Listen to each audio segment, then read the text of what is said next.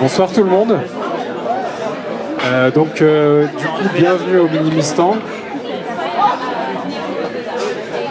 Ce soir, on a le vernissage de l'expo Autre Regard des photographes Michael Minari et moi-même, Maxime Roxisano. Donc on va chacun prendre la parole une dizaine de minutes pour vous présenter un petit peu notre travail.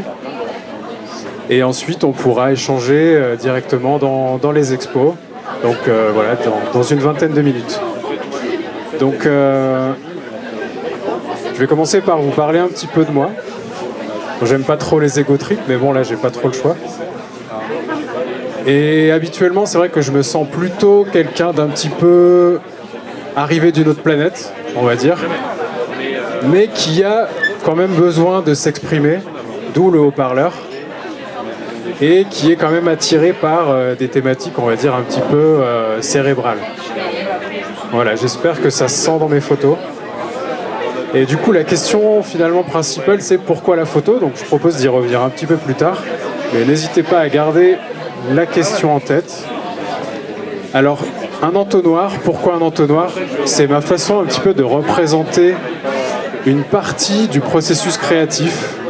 Parce que pour moi, pour arriver à créer quelque chose, il faut d'abord commencer par se nourrir. Donc c'est, entre guillemets, ingurgiter un certain nombre de produits culturels, on va dire, pour ensuite ressortir de l'autre côté des œuvres. Et la source numéro 1 de mon inspiration, c'est le cinéma. Alors, c'est des réalisateurs, je vais plutôt me baser sur des réalisateurs. Et c'est des réalisateurs à la fois qui me parlent au niveau esthétique, au niveau de l'originalité de leurs propos et au niveau de la force émotionnelle que leurs films dégagent.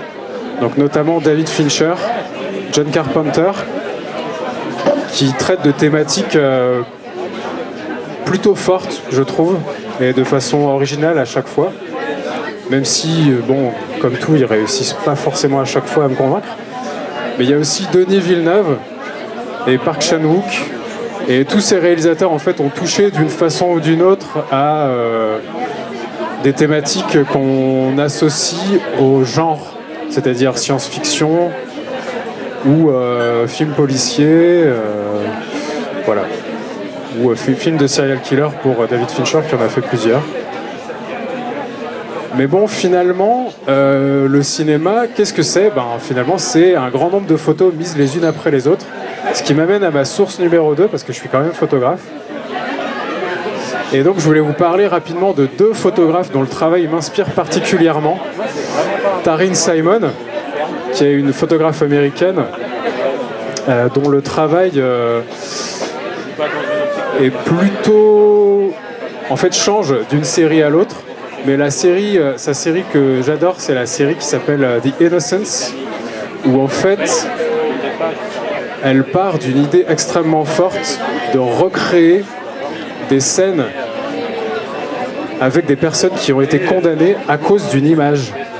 Je crois qu'en l'occurrence, cette personne a été condamnée suite à son identification par un portrait robot.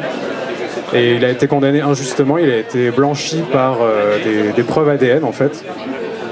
Et du coup, Taryn Simon a pris contact avec lui et a recréé en fait, je crois, l'endroit où il a été arrêté. Et qu'elle n'a pas changé. Donc Taryn Simon, qui cherche à avoir un propos très fort, et ça m'inspire. Et on a aussi Gregory Crewdson, lui son propos est peut-être un petit peu plus dilué, mais je trouve que l'impact esthétique de ses photos est incroyable, et aussi l'impact émotionnel.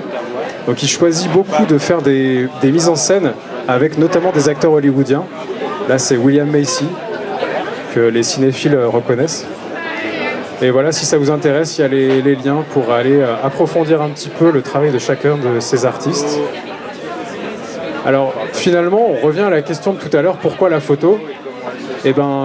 Parce que en fait, j'ai toujours été attiré par l'image, et que comme j'ai été passionné depuis très jeune par le cinéma, en fait j'ai eu envie de moi-même donner enfin, donner ma participation au mouvement de création d'images. Et en fait, j'estime une de mes photos est réussie quand j'ai l'impression qu'elle pourrait être tirée d'un film.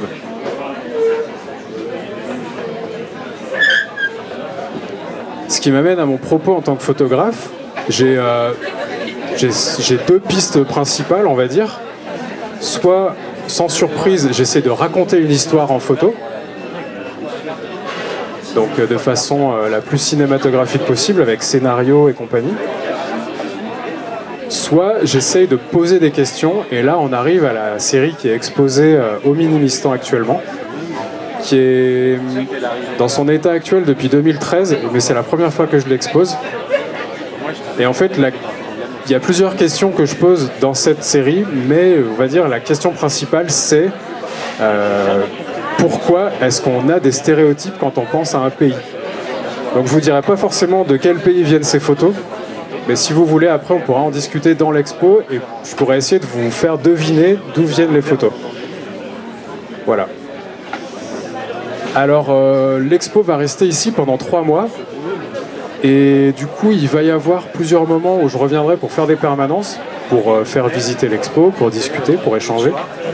Et au moins 1 ou 2 fois où je proposerai un atelier de lecture d'images, où vous pourrez amener vos propres images, on pourra peut-être les diffuser, et en discuter pour pouvoir y réfléchir, pour pouvoir éventuellement s'améliorer.